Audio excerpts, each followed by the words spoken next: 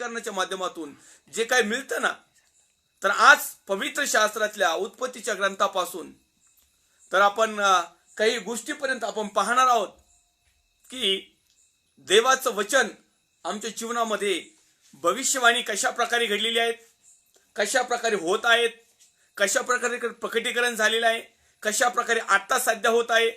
देव प्रकटीकरण करत असताना कधीही वर्तमान काळ, चालू वर्तमान काळ आणि येणारा भविष्य काळ याविषयी बातचीत करत होता. आमच्या गेलेल्या भूतकाळाविषयी बऱ्याच अंशी प्रकटीकरणाबद्दल काही जास्त माहिती नाही, तरी देखील जेवढी काही वचनाच्या माध्यमातून चिंतन मनन अध्ययन करण्यासाठी जी काही परमेश्वराच्या वचनातून जे काही रेफरन्स आपल्याला मिळालेले आहेत, ते आज आपण या विषयामध्ये भविष्यवाणी या विषयावर चिंतन मनन अध्ययन करण्यासाठी उत्पत्तीचा ग्रंथ अध्याय क्रमांक 6 आणि वचन क्रमांक 13 आज आपण पाहणार आहोत. मग देव नोहाला म्हणाला, सर्व प्राण्यांचा अंत करण्याचे माझ्या मनात आलेले आहे.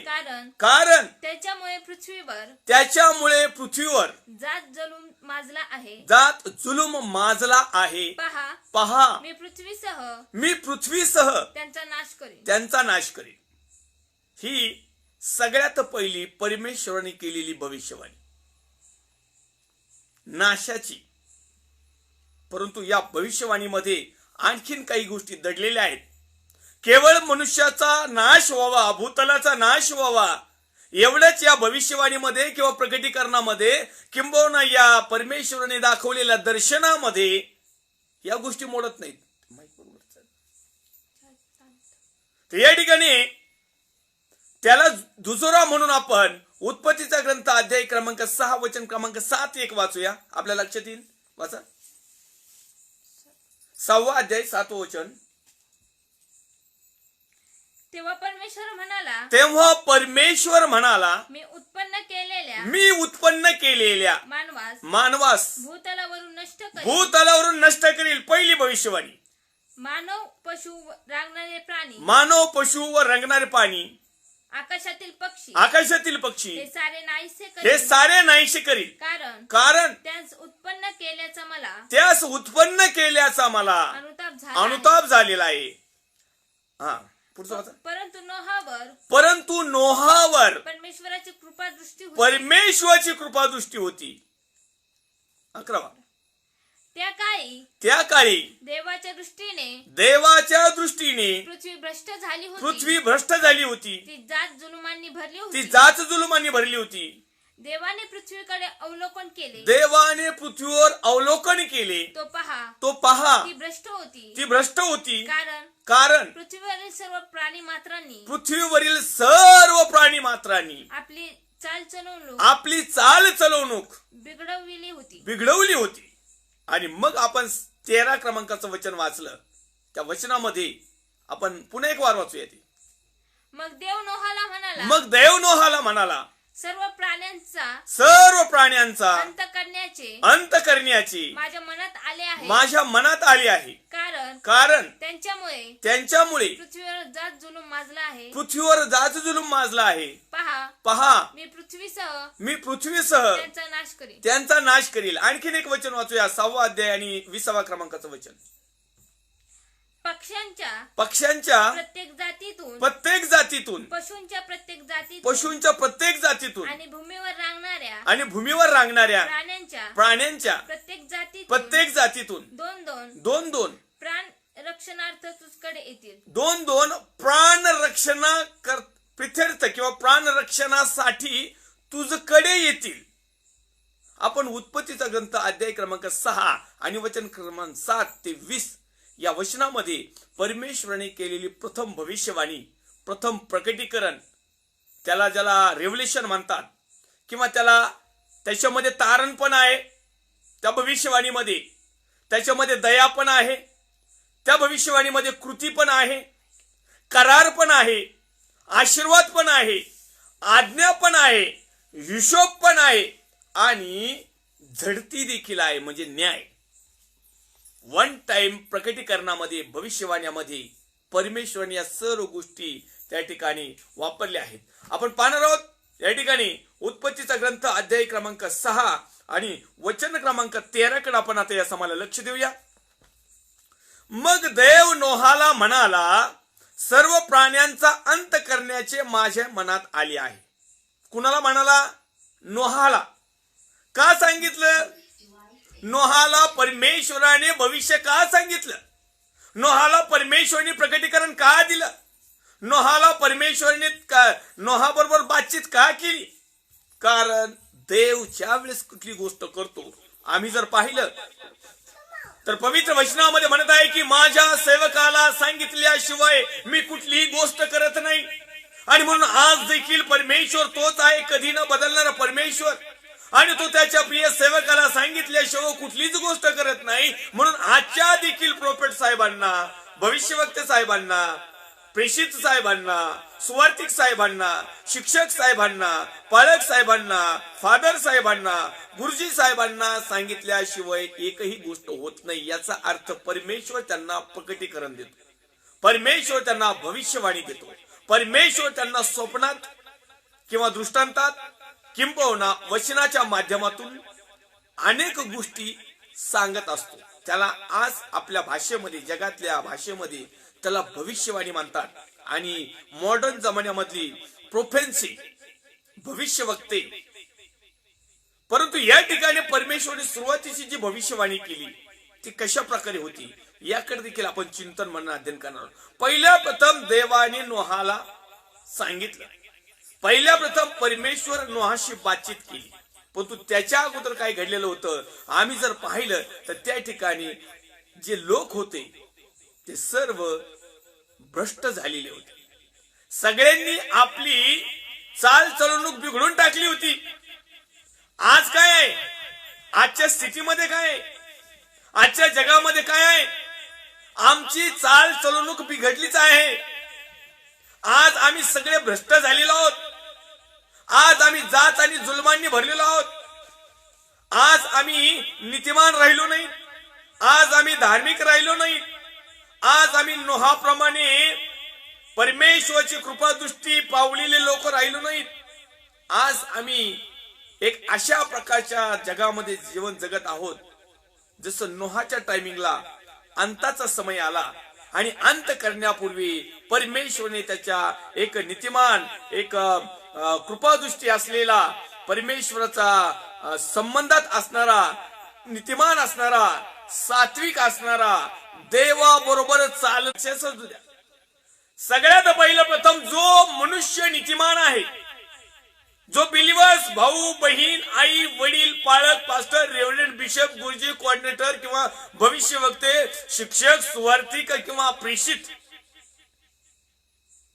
यांच्यापैकी जो कुणी लोकांमध्ये नीतिमान व सात्विक, भविष्यवाण्या कुणाला होतात लक्षात घ्या. आपण यावर पूर्णपणे चिंतन म्हणून अध्ययन करणार आहोत.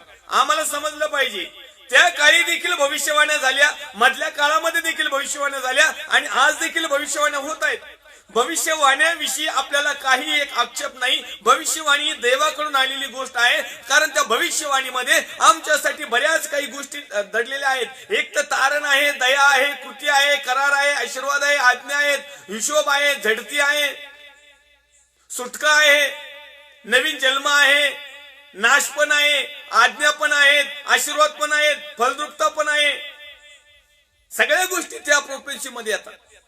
आजच्या प्रोफेन्सी मध्ये, आजच्या भविष्यवाणीमध्ये काय काय गोष्टी आहेत आणि पूर्वीच्या काळात काय काय होत्या, कारण तोच परमेश्वर आहे. तोच त्या काळामध्ये देखील भविष्यवाणी करायला सांगायचा, तोच प्रकटीकरण देखील द्यायचा, तोच त्याच्या देवाच्या सेवकाबरोबर बातचीत करायचा. आणि ते देवाचे सेवक मग साध्या बिलिव्हर्स, भाऊ बहीण, आई वडिलांसमेत ते बातचीत करायचे. आणि कदाचित ज्या प्रकारे आमच्या विषयी परमेश्वराने काही योजना आखलेल्या आहेत किंवा परमेश्वर ज्या प्रकारे आम्हाला पाहत आहे, त्या पाहण्यामधून जर कदाचित तुमचा आणि माझा घात होत असेल, दुःख येत असतील, समस्या येत असतील, पीडा येत असतील, आजार येत असतील, किंबहुना आमचं धार्मिक जीवन जर खराब होत असेल, किंबहुना आमच्या वाट्याला केवळ दुःख आणि दुःखच येत असेल, किंबहुना आमचा नाश होणार जर असेल, तर या नाशापासून वाचवण्यासाठी देव परमेश्वर त्याच्या प्रिय लोकांच्या मार्फत, मग ज्याला प्रकटीकरण म्हणा, प्रोफेसी म्हणा, भविष्यवाणी म्हणा, स्वप्न म्हणा, दृष्टांत म्हणा, एखाद्याने येऊन सांगितलेले देवाच्या वर्तनाचे मार्गदर्शन म्हणा, कारण पूर्वीच्या काळामध्ये देव बोलत होता. त्याच्यानंतर आम्ही पाहिलं की संदेश ते बोलू लागले. त्याच्यानंतर आम्ही पाहिलं की देवाचा पुत्र स्वतः आला, त्याने आमच्याशी बातचीत केली. त्याच्यानंतर आम्ही पाहिलं की पवित्र आत्म्याचा कालावधी आला. तो पवित्र आत्मा आतापर्यंत तो आम्हाला चालवतो. प्रत्येक प्रकारे प्रकटीकरण, भविष्यवाणी, प्रोफेसी आणि आमच्याशी परमेश्वराची बातचीत करण्याची जी पद्धत आहे ती आजही बदललेली नाही. मात्र हे एवढं आमच्या लक्षात आलं पाहिजे की परमेश्वर पहिली गोष्ट प्रकटीकरण कुणास देतो आणि काय देतो, भविष्यवाणी कुणाला सांगायला लावतो किंवा कुणाला तो अधिकार असतो, किंबहुना त्यांना अधिकार दिल्यानंतर ते काय सांगतात, कुणापासून सांगतात, सत्य आहे की असत्य आहे, किंबहुना परमेश्वर काय काय भविष्यवाण्या करू शकतो, यावर आपण आज पहिला भाग आहे. आपण चिंतन मनन अध्ययन करत आहोत. पण आम्ही उत्पत्तीचा ग्रंथ जर पाहिला तर त्या ठिकाणी आम्ही जर पाहिलं तर सगळ्यात पहिली गोष्ट 6व्या अध्यायामध्ये आम्हाला पाहायला मिळते की मानवाची दुष्टाई.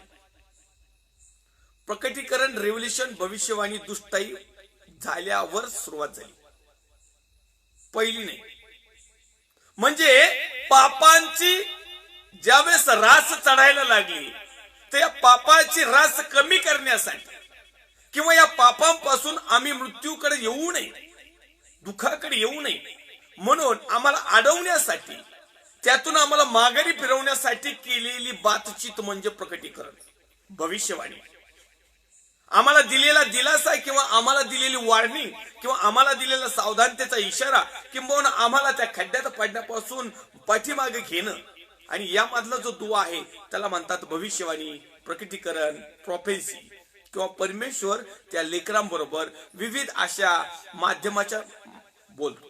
तर या ठिकाणी आम्ही पाहिलं की मानवाची दुष्टाई, पहिला उत्पत्तीचा ग्रंथ अध्याय क्रमांक 6चं पहिलं वचन जर पाहिलं तर त्या लिहिले, नंतर भूतलावर मनुष्याची वाढ होऊ लागली आणि त्यास कन्या झाल्या.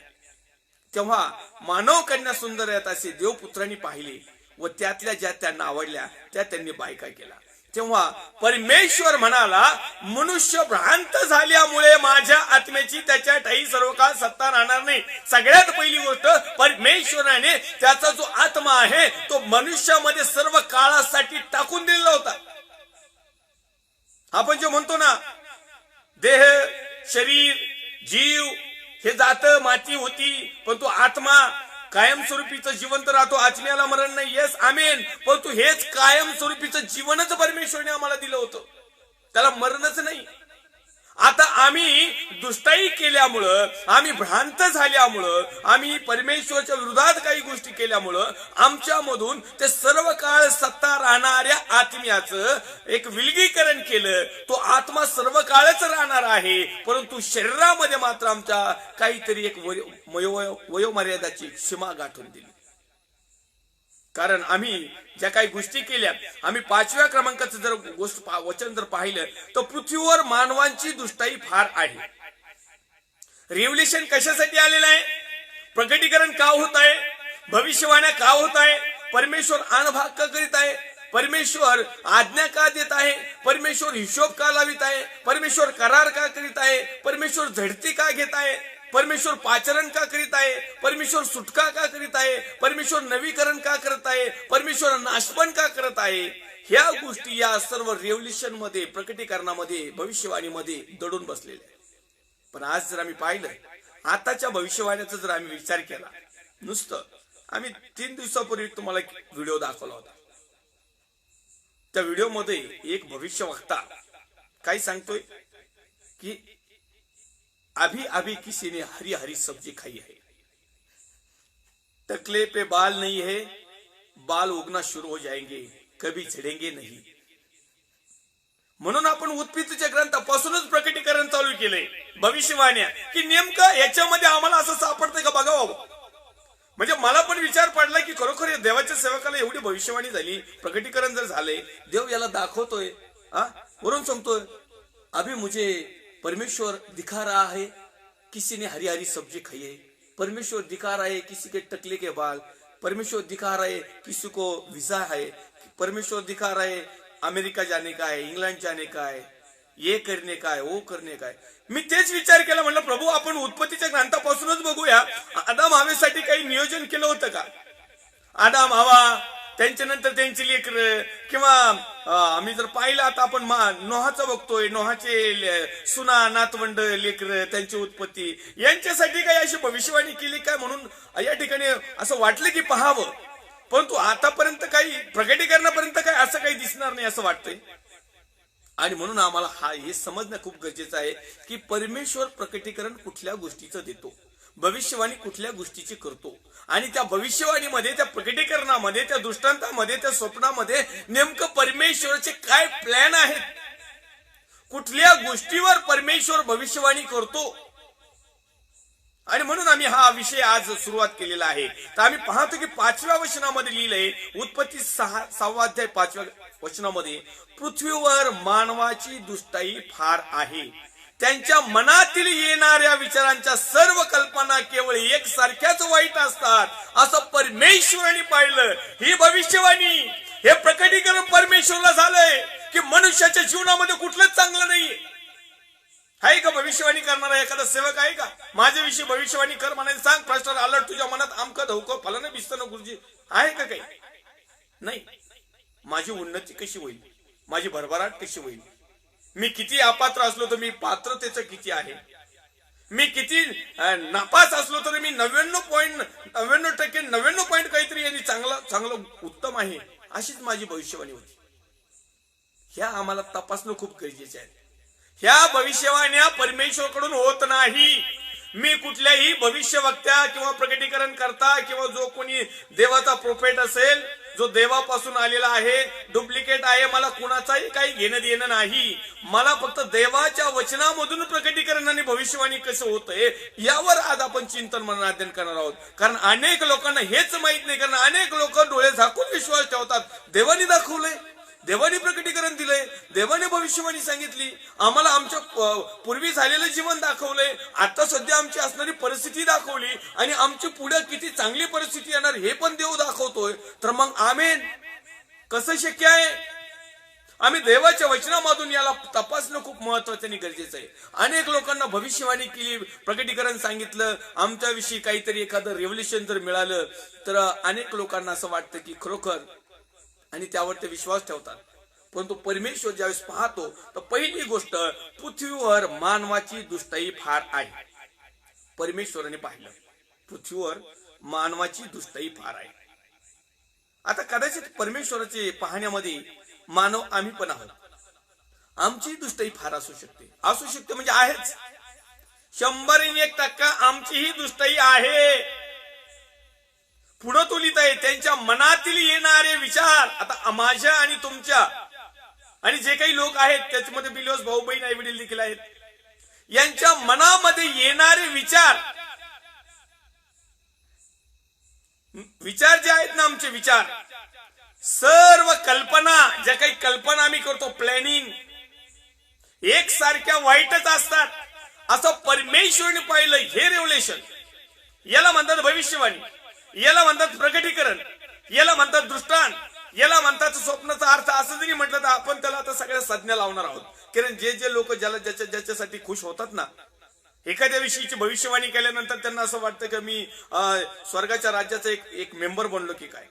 परंतु या ठिकाणी आम्हाला पाहायचं आहे की पहिली गोष्ट, रेव्होल्युशन जे आहे, प्रकटीकरण जे आहे, भविष्यवाणी जे आहे, ते केवळ नीतिमान व सात्विक मनुष्य जो आहे, जो नीतिमान आहे, जो सात्विक आहे, जो देवाला भिवून वागणार आहे, जो सत्यामध्ये समर्पित आहे, जो परमेश्वरच्या आज्ञाविधी नियमामध्ये आहे, जो पवित्र आत्मेच्या मार्गदर्शनामध्ये चालत आहे, अशाच लोकांना भविष्यवाणी ही घडते. आणि ती पण त्याच्या इच्छेनुसार नाही, लोकांच्या मागण्यानुसार नाही, लोकांच्या प्रार्थनेनुसार नाही, लोकांच्या गरजेनुसार नाही, लोकांना हवे असणाऱ्या आशीर्वादानुसार नाही, लोकांच्या जे काही असेल त्यांच्यानुसार नाही, परमेश्वराच्या नुसार जी भविष्यवाणी होती ती खरी भविष्यवाणी. आणि म्हणून तर त्या काळामध्ये आम्हाला पाहायला मिळालं की ज्यावेळेस परमेश्वराने पाहिलं की भूतलावर मनुष्याची मानवाची दुष्टाई फार झालेली आहे, त्यांच्या मनातल्या येणाऱ्या विचारांची सर्व कल्पना केवळ एकसारखीच वाईट असतात, असं परमेश्वराने पाहिलं. आणि मग परमेश्वराला असं वाटलं की आपण जो मनुष्य निर्माण केलेला आहे तो मानव पृथ्वी व भूतलावर निर्माण केल्याचा परमेश्वराला अनुताप पावला, त्याच्या चित्ताला खेद झाला. तेव्हा परमेश्वर म्हणाला की मी परमेश्वर मी उत्पन्न केलेल्या मनुष्यास भूतलावरून नष्ट करीन. ही भविष्यवाणी पहिल्या प्रथम नोहाला सांगण्यात आली, देवाच्या सेवकाला सांगण्यात आली. त्याला न सांगता परमेश्वराला कुठलीही गोष्ट करण्याचा पूर्णपणे अधिकार आहे. त्याचं असं नाही की एखाद्या सेवकाला भविष्यवाणी सांगायची त्याच्यानंतर ते करायचं. परमेश्वराला सार्वभौम अधिकार आहे, तो केव्हाही अधिकार वापरतो. तरी देखील देवाने पाहिलं की सर्व मानवापैकी असा कुणीतरी एक व्यक्ती आहे ज्याचं नाव नोहा आहे. आणि तो नोहा जो आहे तो नीतिमान आहे, नोहा जो आहे तो सात्विक आहे, सत्वाला धरून चालणार आहे, सत्यामध्ये टिकून चालणार आहे. अनेक लोकांची वाढ झाली, अनेक लोकांनी वाईट वाईट गोष्टी केल्या, अनेक लोक भ्रांत झाले, अनेक लोकांचे आत्मे त्यांनी काळिंबा लावले, अनेक लोकांचे जे काही गोष्टी दुष्टाई फार वाढली, अनेक लोकांच्या मनातले विचार वाईट वाईट आहेत, अनेक लोकांच्या कल्पना एकसारख्या वाईट वाईट आहेत. परंतु यामधून मात्र एक व्यक्ती असा होता, त्याचं नाव नोहा. आणि त्या नोहाला परमेश्वराकडे ज्यावेळेस दृष्टी गेली त्यावेळेस नोहाने पाहिलं की नोहा नीतिमान, सात्विक, धार्मिक, सरळ, साफ सुथरा, एक स्वच्छंदी, देवाला आवडणाऱ्या गोष्टी करतो. मग परमेश्वराला वाटलं की ह्या नीतिमान मनुष्याला, या सात्विक मनुष्याला, या सत्यामध्ये समर्पित झालेल्या मनुष्याला, या आज्ञा पालन करीत असलेल्या मनुष्याला, जे पवित्र आत्म्याच्या गायडन्स नुसार चालतोय अशा मनुष्याला मी माझं मत सांगतो, मी माझे एक मनातली एक गोष्ट सांगतो. मला जो काय काय करण्याचा अधिकार सार्वभौम मला आहे, माझ्यावर कुणाचाही धनी पण नाही, मला कुणी विचारणारा पण नाही. तरी देखील मी निर्माण केलेल्या मनुष्यापैकी कुणीतरी एक व्यक्ती आहे, तो नोहा आहे. आणि मग ह्या नोहाला सांगणं खूप गरजेचं आहे, कारण गव्हाबरोबर किडेही रगडल्या जातील. आज भविष्यवाणी अशा प्रकारे नाही. आज भविष्यवाणी पाप्यातल्या पाप्याला होती, ज्याला सत्व माहित नाही, सत्य माहित नाही, वचन माहिती नाही, पवित्रीकरण माहिती नाही, काही नाही, उठून सुटून नुसत्या भविष्यवाणी करतात. दॅट आय प्रॉफेस यू, आणि तुझ्या घरात आमकं झालं, फलन झालं, बिस्तरण झालं, तुझी गरिबी दूर होईल. असले काही भविष्यवाण्या परमेश्वर त्याच्या सेवकाला सांगत नाही. हे सत्य आहे की परमेश्वर म्हणत आहे की माझ्या सेवकाला सांगितल्याशिवाय मी कुठलीच गोष्ट करत नाही. हे आमेन आमेन आमेन आहे. परंतु तो सेवक त्या प्रकारे असावा जशा प्रकारे पहिली भविष्यवाणी, पहिलं प्रकटीकरण, पहिलं रेव्हलेशन, पहिलं परमेश्वरचा प्लॅन एका मनुष्याला माहिती पडला. आणि तो पहिला मनुष्य आहे नोहा.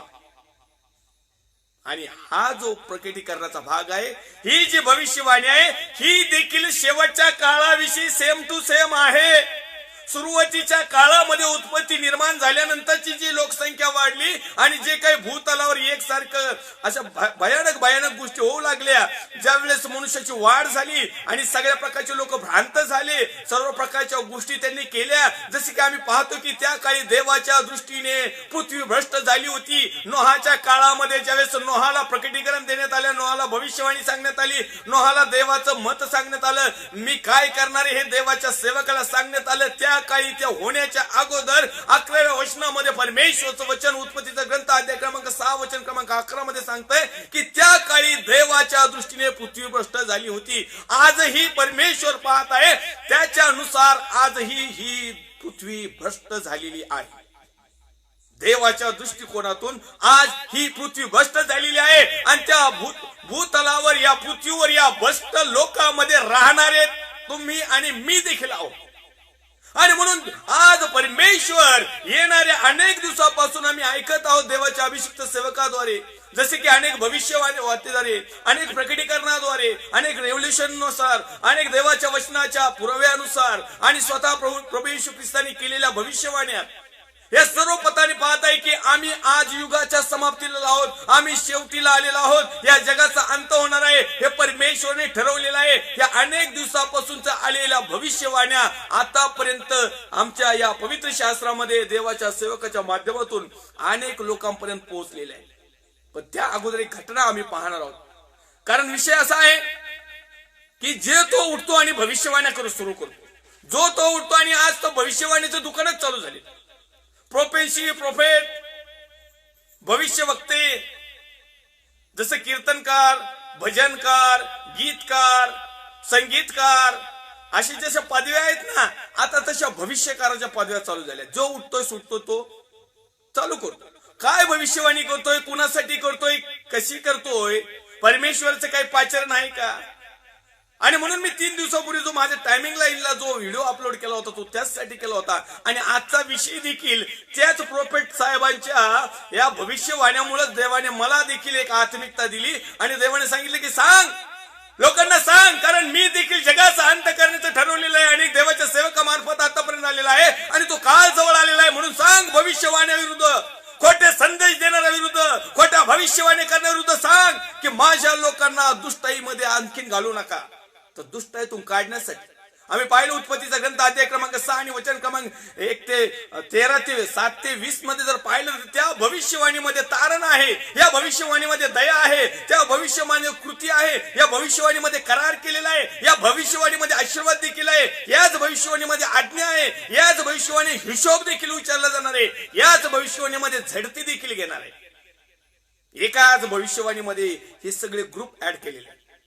आज आम्ही भविष्यवाणी कोणती पाहतो, आज आम्ही विचार करणं खूप गरजेचं आहे. आज देखील परमेश्वर ज्यावेळेस त्या काळी पाहत होता, 11व्या वचनामध्ये लिहिले, त्या काळी देवाच्या दृष्टीने पृथ्वी भ्रष्ट झाली होती. तुम्हाला असं वाटतं की आताच्या काळामध्ये देवाच्या दृष्टिकोनातून पृथ्वी भ्रष्ट नाही झालेली? मी तर म्हणतोय त्याच्यापेक्षा महाभ्रष्ट झाली असेल. त्या काळात देखील परमेश्वरने तो निर्णय घेतला होता आणि तो निर्णय घेत असताना देवाचा सेवक, एक नीतिमान, एक धार्मिक, एक सात्विक, एक आज्ञानुसार चालणारा एक नोहा मिळाला. मला तुम्हाला सांगायचे की 2021 वर्षापूर्वी एक देवाचा पुत्र प्रभू येशू ख्रिस्त आणि त्याने केलेली भविष्यवाणी युगाची समाप्ती जवळ आली. त्याच्यानंतर आम्ही जर पाहिलं योहान संदेश त्याने केलेली, पण माझ्या माहितीनुसार देवाचा पुत्र प्रभू येशू ख्रिस्ताने जी भविष्यवाणी केलेली युगाची समाप्ती, युगाची धुलधान, न्यायाचा दिवस, आज अनेक लोक म्हणत आहे बरेच वर्ष झाली, खूप वर्ष झाली, काही नाही होत. त्या काळामध्ये एक नोहा होता आणि नोहाला ठराविक टायमिंग टेबल दिला. या काळामध्ये नोहाला कृती करायला लावली, या टायमिंग मध्ये नोहावर दया केली, या टायमिंग मध्ये नोहाचं तारण केलं, या टायमिंग मध्ये नोहाशी करार केला, याच टायमिंग मध्ये देवाने त्याला आशीर्वाद दिला, याच टायमिंग मध्ये देवाने नोहाला आज्ञा पण केली, याच टायमिंग मध्ये म्हटलं मी हिशोब पण घेईल, झडती पण घेईल. आणि या सगळ्या गोष्टी त्या काळात घडल्या. आजही शेवटच्या काळामध्ये आम्ही जीवन जगत असताना शेवटच्या टप्प्यामध्ये आम्हाला माहित नाही देवाचा पुत्र प्रभू येशू ख्रिस्ताचे येणं केव्हा होईल. परंतु आम्ही आज अनेक लोक एक धार्मिकतेचं असताना, बिलिव्हर्स जीवन जगत असताना अनेक लोकांचं भविष्यवाणीवर खूप जोर आहे, वचनावर नाही, सत्यावर नाही, आज्ञा पालनावर नाही, सत्कर्मावर नाही, स्वतःला पवित्र करण्यामध्ये नाही, इतरांची सेवा करण्यासाठी नाही, फक्त भविष्यवाण्या म्हटलं आणि आमच्याविषयी चांगल्यातल्या चांगले आशीर्वाद म्हटलं की लोकांना आज प्रत्येक लोंढा त्या ठिकाणी धावत आहे. देवाने पृथ्वीकडे अवलोकन केले तो पहाती भ्रष्ट होती, कारण पृथ्वीवरील सर्व प्राणी मात्रांनी आपली चाल चढूनच बिघडली. सर्व प्राणी मात्रांनी, परमेश्वरनी जर पाहिलं ना तर फक्त नोहाचंच एक कुटुंब होतं, म्हणजे बाकीचे जे माणसं होते ना हे प्राण्यात जमा झाले. मनुष्य प्राणी, हे मनुष्य प्राण्यामध्ये नोहाच्या कुटुंबाच्या व्यतिरिक्त जे 2 पायाचे माणसं होते ना हे प्राण्यातच जमा झाले. कारण प्राणी जसं वागायचे ना तसेच ते लोक वागायला सुरुवात केली. आणि आज काय, आज कटू सत्य आहे की ख्रिस्ती समाजाचे लोक हे प्राण्यासारखेच वागत आहेत, 4 पायाच्या प्राण्यासारखे. भ्रष्ट करून टाकलंय सगळं. आजही परमेश्वर पाहत आहे. देवाने पाहिलं की पृथ्वीकडे अवलोकन केलं, तो पाहती भ्रष्ट होती, कारण पृथ्वीवरील सर्व प्राणी मात्रांनी आपली चालचलणूक बिघडली होती. आणि मग 13व्या क्रमांकामध्ये जे आपण रेफरन्ससाठी निवडलेलं आहे, मग देव नोहाला म्हणाला. देवाला नोहाला बोलण्याचा काही एक संबंध नव्हता. नोहाने कसल्या प्रकारची प्रार्थना किंवा नोहा म्हटला नव्हतं, प्रभू मला प्रकटीकरण दे, give me revelation my dear Lord, please मला दे, मला रेव्हलेशन दे, मला प्रॉफिट बनव, मला भविष्यवक्ता बनव, मला लोकांचं मोरक्या बनव, मला सांगू दे लोकांना. नाही नाही नाही, देव त्याच्याकडे आला. हा त्याच्याकडे नाही गेला, आम्ही त्याच्याकडे जातो. मला भविष्यवाणी झाली, मला असं झालं, मला तसं झालं. अरे देवाने काहीच दिलं नाही. हे जे खोटे भविष्यवक्ते आहेत ना आता सध्याचे, मग लहानापासून तर पार इंटरनॅशनल लेवलचे कुणीही असो, भले त्यांनी मुर्दे असे जमिनीतून उठवले ना, आमच्या पुढे जरी उभा केले ना, तर आम्ही त्यांना खरं ठरणार नाही. जोपर्यंत नोहासारखं जीवन, जोपर्यंत ख्रिस्तासारखं जीवन, जोपर्यंत एक ओरिजिनल भविष्यवक्त्याचं जीवन जसं आहे, त्याचे फळ जोपर्यंत आम्ही पाहत नाही, तोपर्यंत आम्ही हा देवापासून आलेला आहे का या विश्वास ठेवणार. आणि भविष्यवाण्या तरी कशा आहेत? आजकालच्या भविष्यवाण्या कधीही कुणाचं वाईट करत नाहीत. आजच्या भविष्यवाणी आहे कुणाचे दोष काढल्या जात नाहीत. आजच्या भविष्यवाणी कुणालाही गरीब राहू दिले जात नाही. आजच्या भविष्यवाणी कुणाही एकाच खेडेगावात राहत नाही, ते डायरेक्ट फॉरेन पर्यंत जातात. आजच्या भविष्यवाणी आहेत सगळ्या आशीर्वादाच्या. बदलण्याची भविष्यवाणीच होत नाही. प्रभू कशाला येईन या लोकांकडं? या ठिकाणी नोहाकडे आले, यांचा नाश करायसाठी आलता. आज प्रभू यांना आशीर्वाद देण्यासाठी या भविष्यवक्त्याकडे येत नाही. आणि म्हणून स्पष्टरित्या एक सत्य सुवार्ता तुम्हाला देवाच्या वचनाच्या माध्यमातून जी संधी सांगण्याची मला मिळाली, त्या महान परमेश्वरच्या नावाला मी धन्यवाद देईन. देवाच्या अभिषिक्त सेवकांचं देखील मी त्यांना देखील प्रेज द लॉर्ड सलाम करतो. का तर परमेश्वर योग्य त्या मनुष्याला भविष्यवाणी देतो, हे 100% खरं आहे. कुठल्याही सेवकाला सांगितल्याशिवाय परमेश्वर कोणतीच गोष्ट करत नाही, हे 100% खरं आहे. परंतु तो सेवक, तो बिलीवर, तो प्रोफेट, तो भविष्यवक्ता त्या लायकीचा आणि पात्रतेचा पाहिजे. किमान या ठिकाणी परमेश्वरचं वचन नोहाविषयी सांगत आहे. जर परमेश्वर स्वतःहून नोहाकडे येत आहे, परमेश्वरा बाकीचे काही दुश्मन नव्हते. परमेश्वराच्या प्रति समान असणारे सर्व प्रकारचे बढोतरी झालेली. पहिल्या सुरुवातीला आमच्या आईबापांनी म्हणजे आदाम हवानी, त्या दात्राबाईंनी त्यांनी पाप केलं आणि त्यांच्या पापापासून जी निर्मिती झाली, तरी देवाने आमच्यावर दया कृपा सगळं काही गोष्टी केली. पण पुढे चालून आम्ही त्याचा विपर्यास केला आणि आम्ही इतकं काय बेफाम झालो तर जनावरात आणि माणसात काही फरकच राहिला नाही. आजही या जगातले विश्वातले या लोक याच्याप्रमाणे आहेत, जनावराप्रमाणे आहेत, जनावराच्या गोठ्याप्रमाणे. आणि म्हणून या ठिकाणी तो म्हणत आहे की मग देव नोहाला म्हणाला, सर्व प्राण्यांचा अंत करण्याचे माझ्या मनात आले. काही गरज होती का? नाही. देवाला काही गरज होती का नोहाकडे यायची? याचा अर्थ नोहाला सांगण्यासाठी नोहाला एक सुवर्तमान सांगितलं होतं. नोहाला एक तारणाची दिशा देणार होती. नोहावर एक दया करण्यात येणार होती. नोहाला कृती करायला सांगणार होता. नोहाशी तो करार करणार होता. नोहाला तो आशीर्वाद देणार होता. नोहाला तो आज्ञा देणार होता. नोहाकडून तो हिशोबही घेणार होता. नोहाची तो झडती घेणार होता. आणि नोहाने सांगितलेल्या सुवार्तेप्रमाणे, नोहाने सांगितलेल्या भविष्यवाणीप्रमाणे, नोहाने सांगितलेल्या देवाच्या या वार्तेप्रमाणे जर कदाचित इतरांचं जर तारण होत असेल, तर देवाला आमचा नाश करण्यात आनंद नाही. देवाला आम्हाला दुःख आणि पीडा देण्यामध्ये आनंद नाही. देवाला आम्हाला नरकात टाकण्यासाठी आनंद होत नाही. देवाने आमचं वाटोळं व्हावं म्हणून देवाला वाटत नाही. तर जरी या ठिकाणी आम्ही पशुसारखं झालेलो आहोत, जरी आज्ञाभंग झालेलो आहोत, जरी दुष्ट झालेलो आहोत, तरी तुमचा आणि माझा परमेश्वर आज देखील आम्हाला संधी देत आहे. नोहाला सांगितलं लगेच जलप्रलय झाला नाही. नोहाला सांगितल्यानंतर थोडासा वेळ दिला, थोडासा काळ दिला. नोहाला कृती करायला लावली. नोहाला सुवार्ता सांगायला लावली. लोकांपर्यंत ते मॉडेल तयार करण्यात आलं. जहाज, होडी, नाव तयार करायला वेळ गेला. अनेकांना आमंत्रण दिलं. मला सांगा, त्या ठिकाणी प्रत्येक जातीचे पशु पक्षी जेवढे काही एवढ्यांना त्या नावेमध्ये आमंत्रण दिलं. मग माणसाने काही घोडं पेंट खाल्लं होतं का? माणसं का नाही आले? तुम्हाला एक महत्वाचा मुद्दा तुम्हाला या ठिकाणी मला सांगायचं आहे. या ठिकाणी एक वचन आपण वाचलं, 6वा अध्याय आणि 20व्या क्रमांकाचं वचन, त्याकडे आपण थोडंसं आपण लक्ष देऊया. पुन्हा एक वार आपण 13 कडे येणार आहोत, पण 20व्या क्रमांकाच्या वचनाकडे एक विशेष लक्ष देऊया. तो म्हणत आहे की 19 वाचतो त्याच्या अगोदर. सर्व प्राण्यांच्या प्रत्येक जातीतून नर व मादी अशी 2-2 जिवंत राखण्यासाठी आपल्या बरोबर तारवात ने. 20वे वचन लक्षपूर्वक ऐका. पक्ष्यांच्या प्रत्येक जातीतून, पशूंच्या प्रत्येक जातीतून आणि भूमीवर रांगणाऱ्या प्राण्यांच्या प्रत्येक जातीतून 2-2 प्राण रक्षणार्थ तुझकडे येतील. आण मानला नाही आणि घे पण मानला नाही. हे येतील, बळच येतील. मग याच्यामध्ये आम्ही हे आता 2 पायाचे, हे 4 पायाचे गाढवं, यांना यायला काय झालं होतं? यायला पाहिजे होतं ना. हे यायचे नोहाची टिंगल करायला, हे यायचे परमेश्वराच्या आज्ञाभंग करायला, हे यायचे नोहाची खिल्ली उडवायला, हे यायचे देवाच्या चांगल्या माणसाचा अपमान करायला, हे यायचे त्याची निंदा नालस्ती करायला. हे आले नाही. परमेश्वर पण संधी दिली होती त्यांना. जर पशु पक्षी प्राणी फिनी आणि या सगळ्या प्रकारच्या जर गोष्टी, ह्या सगळ्या प्रकारच्या गोष्टीसाठी प्रभू परमेश्वर परमिशन देतो, मग त्याच्या प्रति समान निर्माण केलेल्या मनुष्याला तो का बळजबरीने त्या ठिकाणी घेऊन नाही आला? या लोकांनी कधी प्रार्थना केली का हे पशु पक्षी हे जिवंत राहण्यासाठी?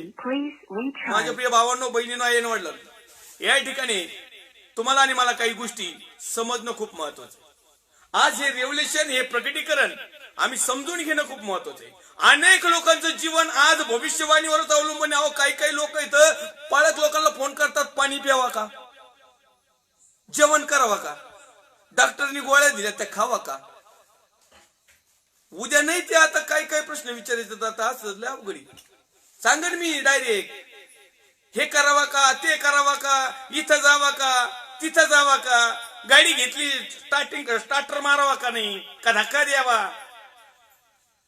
लोकांची टेंडन्सी भविष्य वक्त्याबद्दल, भविष्यवाणीबद्दल आणि देवाच्या प्रेमाबद्दल, देवाच्या ताडणाबद्दल, देवाच्या तारणाबद्दल, देवाच्या दयेबद्दल, देवाच्या कृतीबद्दल, देवाच्या कराराबद्दल, देवाच्या आशीर्वादाबद्दल, देवाच्या आज्ञाबद्दल, देवाच्या हिशोबाबद्दल, देवाच्या झडती घेणाऱ्या क्रियाबद्दल लोकांची प्रतिक्रिया इतकी काय फेल गेली, इतकी काय बावळट झालीत लोकांबरोबर बाकीचे बिलिव्हर्स मेन लोकही पण याची विचारता सो राहिली. मग हे काय? याचा अर्थ आज नोहाच्या काळामध्ये जशा प्रकारची पृथ्वी पूर्णपणे देवाच्या नियोजनानुसार जेवढी भ्रष्ट पाहिजे तेवढी झाली होती. मग परमेश्वर म्हटला, सॉरी, मीच बनवलंय पण माझ्या काय उपयोगाचं हे? माझ्याच मंडळीचे कार्ट हे आध्यात्मिक लेकर पण नाही नीट धोरणात. मग काय करता? यांना मंडळी ठेवून माझ्या अख्ख्या मंडळीची वाट लावण्यापेक्षा गेट आउट. किंबहुना काही मंडळी असे पण आहेत की त्यांची याजक लोक त्यांना व्यवस्थितरित्या काही गोष्टी शिकवत नाही. मग अख्ख्या मंडळीचा नाश करण्यापेक्षा यालाच गेट आउट करा ना. ही वेळ आहे सरळ. आता काय थुलूबाई थुलू करायची वेळ राहिलेली नाही. तू आला तर आपण थुलूबाई थुलूच्या नादात आपलंच गुलूबाई गुलू होईल. या ठिकाणी आम्ही हे लक्षात घेणं खूप महत्वाचं आहे की आज पृथ्वी जर जाच जुलमानी भरलेली आहे तर त्यामध्ये आम्ही आहोत का? आम्हाला रेव्होल्यूशन मिळो, आमचं प्रकटीकरण हो नाही हो, एखाद्या सेवकाने आमचं नाव घेऊन आमचे खाणी सुंबारी सांगो नाही तर नाही सांगो, आमची भविष्यवाणी करो नाही तर नाही करो, पण तू परमेश्वरचं वचन आज तुमची आणि माझी भविष्यवाणी करत आहे आणि या भविष्यवाणी मधून आम्ही काही गोष्ट शिकणं खूप महत्वाचं आणि गरजेचं आहे. आता कुठला नोहा येणार नाही. देवाचा पुत्र प्रभू येशू ख्रिस्ताने आखरी भविष्यवाणी केलेली आहे. योहानाच्या प्रकटीकरणाच्या पुस्तकामध्ये काही भविष्यवाण्या आहेत, काही मधल्या काळामध्ये बऱ्याचशा भविष्यवाण्या पूर्ण होत चाललेल्या आहेत, बऱ्याचशा झालेल्या आहेत, काही बोटावर मोजण्यासारखे कमी तेवढ्याच राहिलेल्या आहेत आणि त्या पण पूर्ण होणार आहेत. कारण ख्रिस्त काल आज आणि युगानुयुग सारखाच आहे. तो कधी न बदलणारा देव आहे. तो बदलत नाही. बदलणारे आम्ही आहोत. आणि जर बदलायचंच असेल तर पुन्हा एक वार आम्ही आमचं नवीकरण करूया. जर बदलायचंच असेल पुन्हा एक वार आम्ही आमचं तारण साधूया. बदलायचंच असेल तर आम्ही पुन्हा एक वार परमेश्वरला म्हणूया का परमेश्वर देवाप तू आमच्यावर दया कर. बदलायचंच असेल तर म्हणूया प्रभू आम्ही तुझा करार पाळण्यासाठी तयार आहोत. बदलायचंच असेल तर परमेश्वरला प्रभू तुझ्या पवित्र वचनाचा मानना तू आम्हाला खिलव. बदलायचंच असेल तर प्रभूला म्हणायचं प्रभू मी तुझ्या आज्ञा पाळण्यासाठी मला शिकव. बदलायचंच असेल तर प्रभूला म्हणायचं प्रभू तू माझा एक दिवस हिशोब घेणार आहे, चांगल्या गोष्टीचा देखील आणि वाईट गोष्टीचा देखील. म्हणून प्रिय प्रभू येशू जर वचनाप्रमाणे जो चांगला आहे सत्कर्मी आहे, जर त्याला सार्वकालिक वतन जर जीवन मिळणार आहे आणि जो दुष्कृत्य करणार आहे किंवा आज्ञाभंग करणार आहे किंवा माझ्या विरोधात काम करणार आहे त्याला जर तिच्या हिशोबी जर नरक आणि अधोलोक आहे तर प्रभू प्लीज माझ्या पापांची क्षमा कर, मला तारणाकडे घेऊन ये.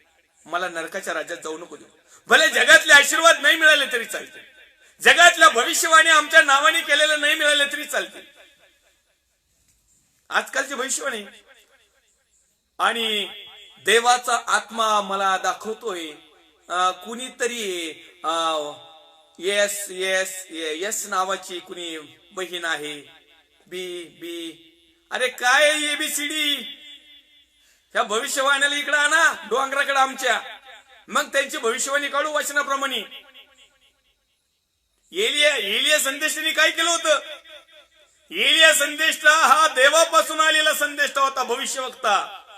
आणि बाल दैवताचे 450 होते जवळजवळ, अजूनही असतील बरेच छुपे रुस्तम.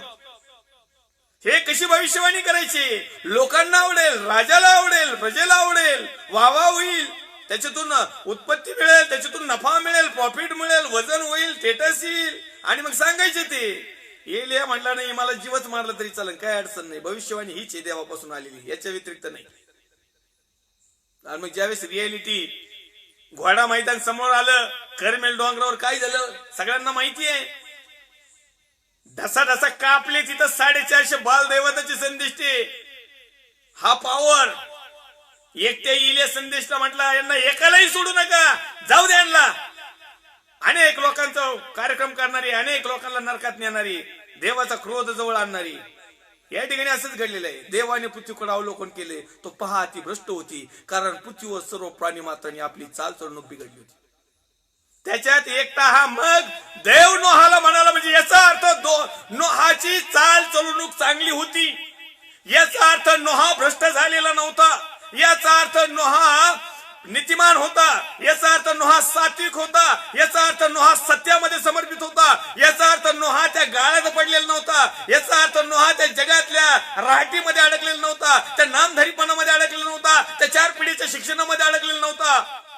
याचा अर्थ नोहा परमेश्वराच्या रूल टू रूल चालत होता, याचा अर्थ परमेश्वराच्या पवित्र आत्म्याच्या मार्गदर्शनानुसार चालत होता, याचा अर्थ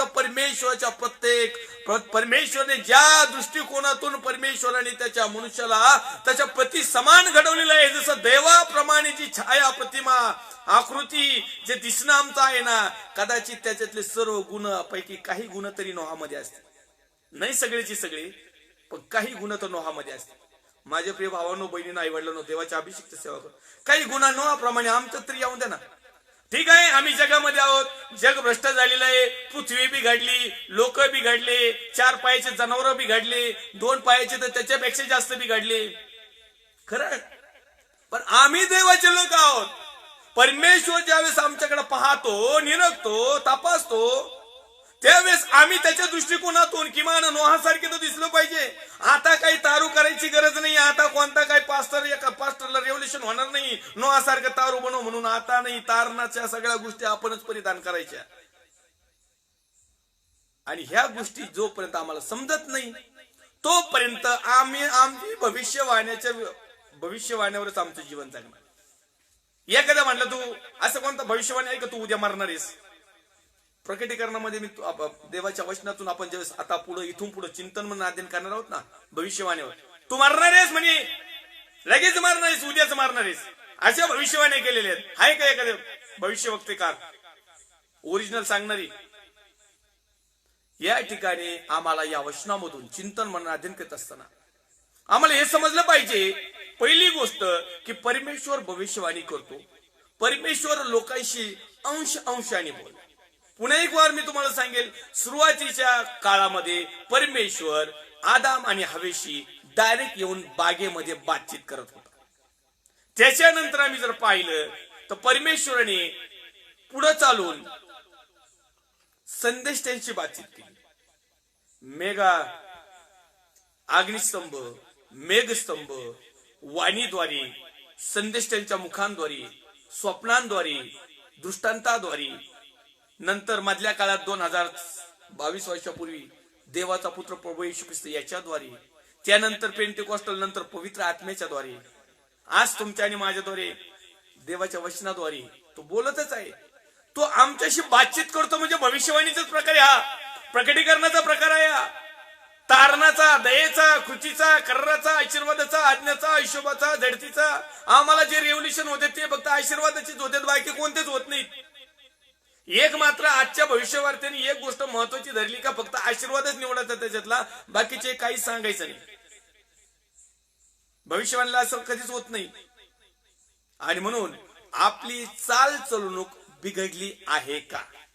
जर बिघडली असेल तर निवडण्यासाठी, बदलण्यासाठी, ती सोडून देण्यासाठी परमेश्वराने काही संधी दिलेली आहे. किमान आजचा ह्या वेळ तरी दिलेला आहे, सरळ सरळ.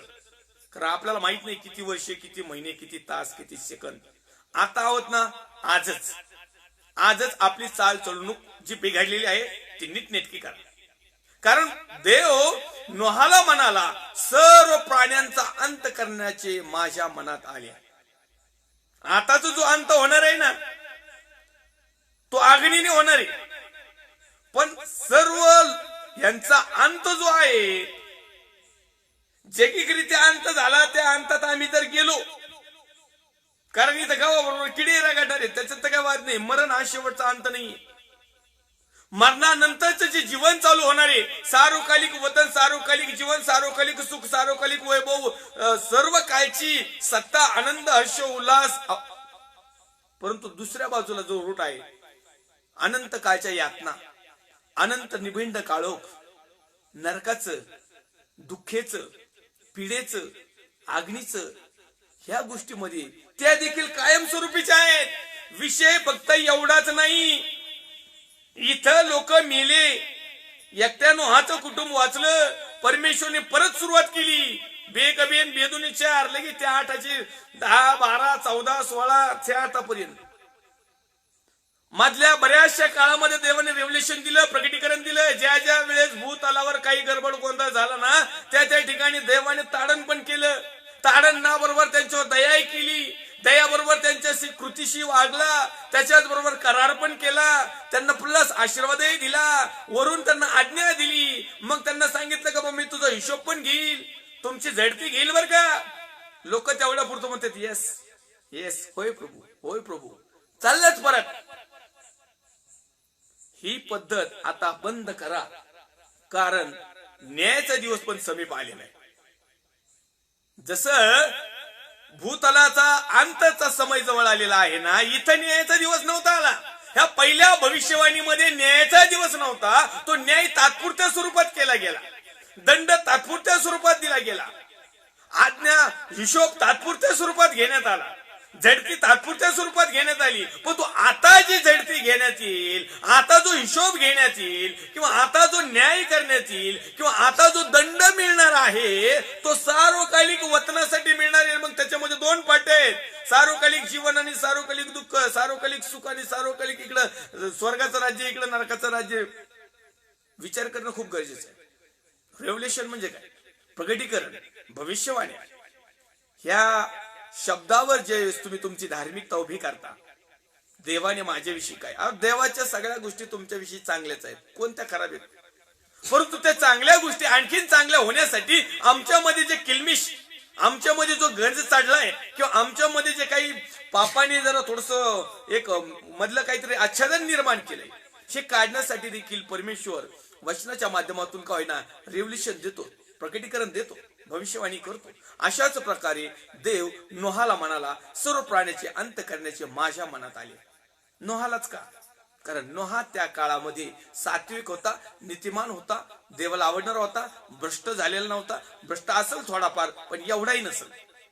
नाही, पाप तर आता बायबल असं सांगतं, पवित्र शास्त्रात सांगतं, नीतिमान एक देखील नाही.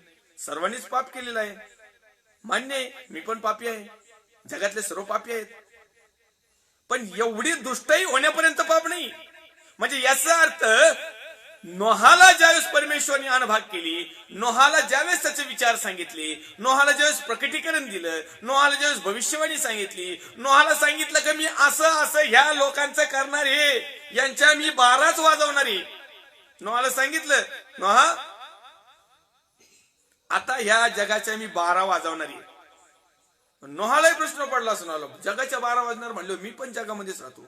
पण देव म्हटला असेल, तू नीतिमान आहेस, धार्मिक आहेस, मी तुला सांगतो, जा शुभवर्तमान सांग, सुवार्ता सांग, त्या लोकांना तारणाविषयी सांग, त्या लोकांना पश्चातापाविषयी सांग, त्या लोकांना मन फिराविषयी सांग, त्या लोकांना आज्ञा सांग, त्या लोकांना हिशोब घेण्यात येईल हे सांग, त्या लोकांना सांग की झडती घेणारे प्रभू वळा.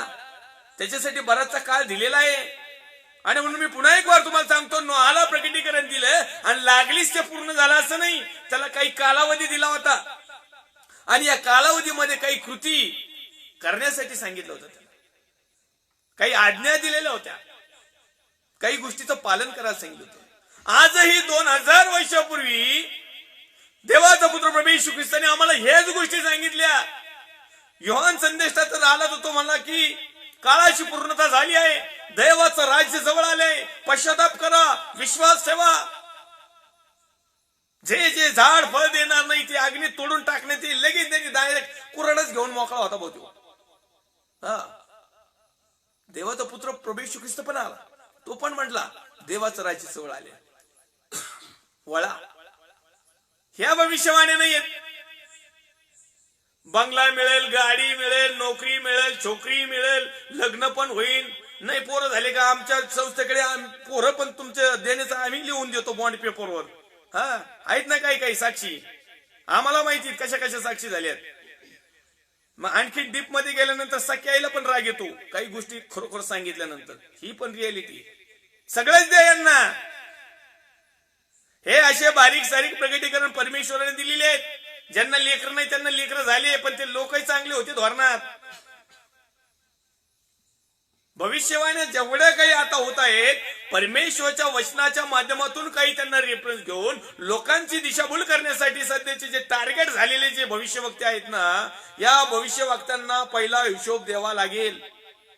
आणि तुम्हालाही नम्र विनंती आहे, अशा खोट्या भविष्यवक्त्यावर विश्वास ठेवू नका. पवित्र शास्त्रामध्ये चेक करा, त्यांना सांगा तुमच्या भविष्यवाणीमध्ये पवित्र शास्त्रातला कुठला रेफरन्स मिळतो का. हा रेफरन्स आम्हाला दाखवा. आणि तुम्हाला जे परमेश्वराने दाखवलं ना, काय तुम्हाला विजन दिलंय, काय तुम्हाला दृष्टांत दिलाय, काय तुम्हाला स्वप्न दिलंय, काय आमच्या विषयी सांगितलंय ना, मग हे आम्हाला या फेस टू फेस हे असं दाखवा, जवळ जवळ असं. हे आणि हे जसं दुकानात गेलो नोट द्यावा लागते, सामान घ्यावं लागतं ना, असं दाखव म्हणावा. मोकार भविष्यवाणी करून लोकांची जीवन खराब करू नका. देवाच्या सेवकांनो, मी काय तुमच्या विरोधात नाहीये. मी तुमचा आदर करतो, सॅल्यूट करतो. तुम्ही देवाचे सेवक आहात, संदेशवाहक आहात, भविष्यवक्ते आहात. अहो तुमच्याकडे खरा निरोप पाहिजे. तुम्ही तर खरं लोकांना ताडण दिलं पाहिजे. आज तुम्ही त्या खऱ्या भविष्यवाणी केल्या पाहिजे. भविष्यवक्ते म्हणजे जोक नाही. परमेश्वर येऊन त्या नोहाला म्हणत आहे की मी असं असं करायचं ठरवलंय. आजकालचे भविष्यवक्ते आहेत, तो म्हणतो परमेश्वर येऊन मला सांगितलं की या बहिणीचं लग्न जुमत नाही ना, मी लग्न लावणार. काय लय काळजी काय त्याला, का पाळकालाच काळजी हेच कळा नाही. कारण पाळकाला फी मिळते ना त्या भविष्यवक्त्याला 5,000 रुपये लग्न जमवल्याची. माझ्याकडे ऑन रेकॉर्ड येत. हो, मला देवाने दाखवलं हा मुलगा ही मुलगी 5,000 मध्ये जमवायची घेतलेले भविष्यवक्ते ऐत. नाव नंबर सकट देईल मी. एक देवाच्या सेवकाचा अपमान होऊ नये म्हणून मी बऱ्याचशा गोष्टीवर कंट्रोल ठेवतो. पण कधी कधी देवाचा आत्मा मला म्हणतो तू जर कंट्रोल ठेवला ना तर मी तुझ्यावर कंट्रोल करीन. म्हणून मी बऱ्याचशा गोष्टी देवाच्या वचनात ज्या काही रियालिटीच्या आहेत त्या तुमच्यापर्यंत पोहोचवण्याचं काम जे परमेश्वरने मला वचनाच्या माध्यमातून दिलेलं आहे, ती माझी जबाबदारी मी होता येईल तितकी पार पाडण्याचा प्रयत्न करू. आणि म्हणून परमेश्वरच्या नावाला धन्यवाद देऊया. आपण या ठिकाणी थांबूया.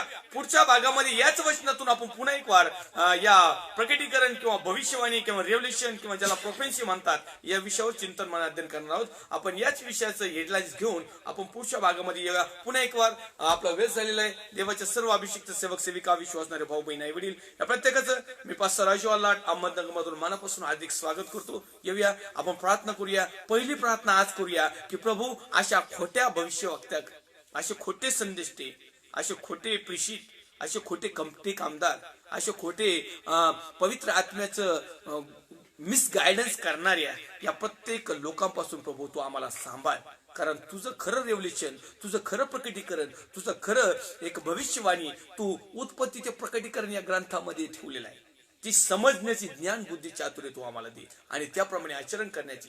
म्हणजे त्यामध्ये जे कसे असेल की कदाचित आमची तारण असेल, दया असेल, कृती असेल, करार असेल, आशीर्वाद असेल, आज्ञा असेल, हिशोब असेल, आमची झडती घेण्यात येईल.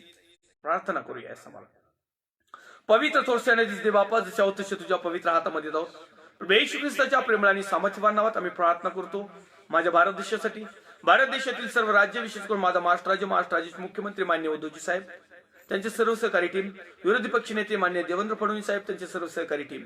त्याच प्रकारे प्रभू येशू आम्ही प्रार्थना करतो आमच्या भारत देशाच्या सरहद्दीचं संरक्षण करणारी मिलिटरी फोर्स जवान, कमांडोज, त्यांचे कुटुंबीय, सर्व शेतकरी संघटना. त्याच प्रकारे प्रिय प्रभू येशू लाईव्ह सेशनला जुडणारे सर्व देवाचे अभिषिक्त सेवक सेविका, विश्वासणारे भाऊ बहीण, आई वडील, ज्या सत्याच्या स्तंभावर आधारित असणाऱ्या सर्व मंडळ्या, संस्था, मिनिस्ट्रिया, छोटे मोठे सर्व देवाचे अभिषिक्त सेवक सेविका, विशेष करून प्रार्थना करतो जे प्रकटीकरण सांगणारे आहेत, जे रेव्होल्युशन देणारे आहेत, भविष्यवाणी करणारे आहेत. प्रिय प्रभू येशू तुझ्या परिवर्तनासाठी जर असतील, लोकांच्या तारणासाठी जर असतील, लोकांच्या मन फिरवण्यासाठी जर असतील, लोकांच्या पश्चातापासाठी जर असतील, लोकांना सत्य समजण्यासाठी जर असतील, लोकांना चांगले कृत्य करण्यासाठी जर त्या भविष्यवक्त्याकडून ज्या भविष्यवाणी येत असतील, तर प्रिय प्रभू येशू त्या लोकांपर्यंत येऊ दे आणि त्या भविष्यवक्त्यांना देखील अभिषिक्त तू आणि आणखीन अभिषिक्त बदल आणि आमच्या कठोरातल्या कठोर आमच्या परिवर्तनासाठी जितक्या भविष्यवाणी आमच्याविषयी होतील तितका वेळ तू आम्हाला तू दे आणि त्या वेळामध्ये आम्ही बदलून जावं आणि तुझ्या नियोजनानुसार तारणाच्या दिवशी आमचं तारण व्हावं, न्यायाच्या दिवशी आम्ही तुझ्या बाजूनी तुझ्या सार्वकालिक वतनामध्ये आम्ही राहावं अशी तू कृपा आम्हाला कर. सर्व बंधन, जोखडं, अडचणी, समस्या, चिंता, काळजा, टेन्शन, ताण, दबाव, आजार, विकार, गरिबी, हरिबी, सर्व ज्या काही गोष्टी आम्हावर तुझ्या विश्वासणाऱ्या लेकरावर आल्या असतील, प्रत्येकाच्या नावाप्रमाणे, प्रत्येकाच्या प्रार्थनेप्रमाणे, प्रत्येकाच्या विश्वास आणि कृती आचरणाप्रमाणे प्रत्येकाला उत्तर देऊन प्रत्येकाला आशीर्वादाचं जीवन घोषित कर. सर्व आदर, गौरव, सन्मान, महिमा तुला देत ख्रिस्त येशू जो होता, जो आहे, जो येणार आहे, तर पवित्र प्रभू येशू ख्रिस्ताच्या प्रेमळ आणि सामर्थ्यवान नावात छोटीशी प्रार्थना मागतो स्वर्गीय पित्यात होईल. आमेन. प्रभू येशू रक्त की जय, प्रभू येशू रक्त की जय, प्रभू येशू रक्तचा जयकार असो. Amen, amen, amen. Praise the Lord. Thank you.